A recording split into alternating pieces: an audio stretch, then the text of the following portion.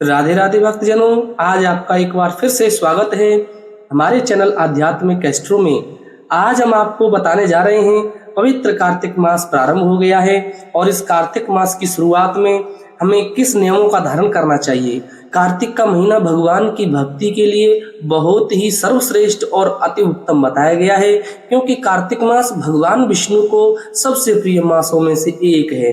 इसलिए इस कार्तिक मास की जो महत्वता है बहुत बढ़ जाती है। आइए भक्तजनों, अब हम आपको बताने जा रहे हैं कार्तिक मास के महत्व के बारे में। कार्तिक मास में अनेक प्रकार के त्योहारों का उत्सव मनाया जाता है। इस बीच में करवा चौथ, अहोई अष्टमी, रमा एकादशी, गौवत्स द्वादशी, धन त्रयोदशी, रूप चतुर्दशी, दीपावली का पर्व, गोवर्धन पूजा, भैया दूज, सौभाग्य पंचमी, सूर्य षष्ठमी पूजा, गोपाष्टमी, आंवला नवमी, देव उठनी एकादशी, वैकुंठ चतुर्दशी और कार्तिक पूर्णिमा यानी देव दीपावली को बड़े धूमधाम से मनाया जाता है। इस दौरान देव उठनी या प्रबोधनी एकादशी का विशेष महत्व होता है। ऐसा माना जाता है कि इस दिन भगवान विष्णु 4 महीने की निद्रा के पश्चात उठते हैं।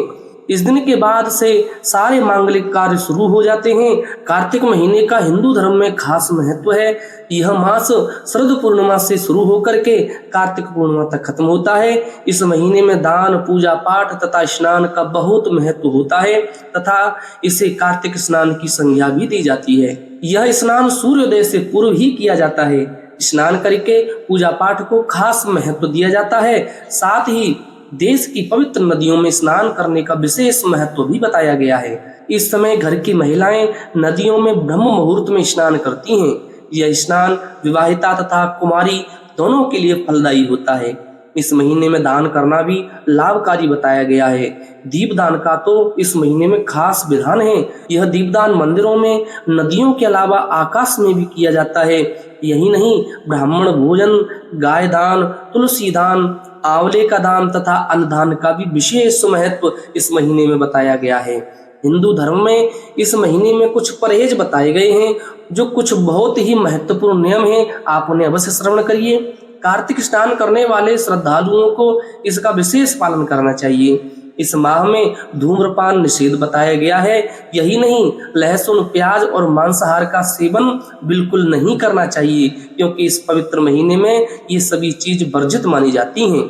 इस महीने में भक्त को बिस्तर पर नहीं सोना चाहिए, भूमि पर शयन करना चाहिए। इस दौरान सूर्य उपासना विशेष फलदायी होती है। साथ ही दाल खाना तथा दोपहर में सोना भी अच्छा नहीं माना जाता है। कार्तिक महीने में तुलसी जी की पूजा का विशेष खास महत्व होता है। ऐसा माना जाता है कि तुलसी जी भगवान विष्णु को अति प्रिय हैं। तुलसी जी की पूजा करके भक्त भगवान विष्णु को भी प्रसन्न कर सकते हैं। इसलिए श्रद्धालुजन विशेष रूप से तुलसी जी की आराधना पूजा अवश्य करें। इस महीने में स्नान के बाद तुलसी तथा सूर्य को जल अर्पित किया जाता है तथा पूजा अर्चना की जाती है। यही नहीं, तुलसी के पत्तों को खाया भी जाता है, जिससे शरीर निरोगी रहता है। साथ ही तुलसी के पत्तों को चरणामृत बनाते समय भी डाला जाता है। यही नहीं, तुलसी के पौधे का कार्तिक महीने में दान भी किया जाता है। तुलसी के पौधे के साथ सुबह शाम दिया भी जलाया जाता है। अगर यह पौधा घर के बाहर होता है तो किसी प्रकार का रोग तथा व्याधियां घर में प्रवेश नहीं करती हैं। तुलसी अर्चना से न केवल घर के रोग दुख दूर होते हैं, बल्कि अर्थ, धर्म, काम तथा मोक्ष की भी प्राप्ति होती है। खासकर कार्तिक महीने में तुलसी पूजन का विशेष महत्व बताया गया है, क्योंकि तुलसी पूजन करने के बाद देव उठनी एकादशी को तुलसी विवाह का भी विशेष विधान बताया गया है। शास्त्रों में वर्णन किया गया है, जो भक्तजन तुलसी विवाह देव उठनी एकादशी पर करते हैं, वह साक्षात भगवान लक्ष्मी नारायण का विवाह का फल प्राप्त कर लेते हैं। बोलिए लक्ष्मी नारायण भगवान।